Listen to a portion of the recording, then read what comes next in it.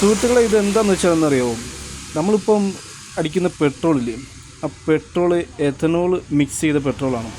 ഈ ethanol mix ചെയ്ത petrol നമ്മുടെ വണ്ടിയിൽ അടിക്കുമ്പോൾ ആ അടിച്ചതിന് ശേഷം വണ്ടി എന്തെങ്കിലും പ്രശ്നം ഉണ്ടായിട്ട് വണ്ടി മൂവ് ആകുന്നില്ല, വണ്ടിക്ക് എന്തെങ്കിലും പ്രയാസം ഉണ്ടായെന്ന് കഴിഞ്ഞാൽ നമ്മൾ മെയിനായിട്ടും അത് ചെക്ക് ചെയ്യുന്ന അതിൻ്റെ കാർബേറ്റർ അയച്ചു നോക്കും. ഈ കാർബേറ്റർ അയച്ചു നോക്കിയപ്പോഴാണ് സമയത്താണ് ഇതിൻ്റെ അകത്ത് കാണുന്ന ഈ ജെല്ല് കൂട്ടുള്ള ഇത് എഥനോളിൻ്റെ കണ്ടൻറ്റാണ് സാധനം.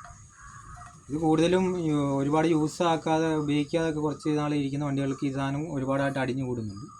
അല്ലാതെ യൂസ് ആയിക്കൊണ്ടിരിക്കുന്ന വണ്ടിക്കകത്താണെങ്കിൽ തന്നെയും ഈ കാണുന്ന ജെറ്റ് രണ്ടും അടയും. ഈ എഥനോളിൻ്റെ കണ്ടൻറ്റ് ജെല്ല് കൂട്ടിയിരിക്കും. അത് കയറി അടഞ്ഞിട്ട് ഈ കപ്പിൻ്റെ അകത്ത് വന്ന് അടഞ്ഞിട്ട് ഈ പെട്രോൾ വലിച്ചെടുക്കുമ്പോഴത്തേക്ക് എയറിൻ്റെ കൂടെ കയറി ഈ കാർബറേറ്റർ അടയുക എന്ന പ്രശ്നമുണ്ട്. അത് എഞ്ചിന് മിസ്സിങ് ഉണ്ടാകും. ഇപ്പം BS6 വണ്ടിക്കൊക്കെ E20 എന്ന് പറഞ്ഞ് സ്പെഷ്യലായിട്ട് ഇറക്കുന്നുണ്ട്. എന്നാലും ബുദ്ധിമുട്ടുകൾ ഉണ്ടാകുന്നുണ്ട്.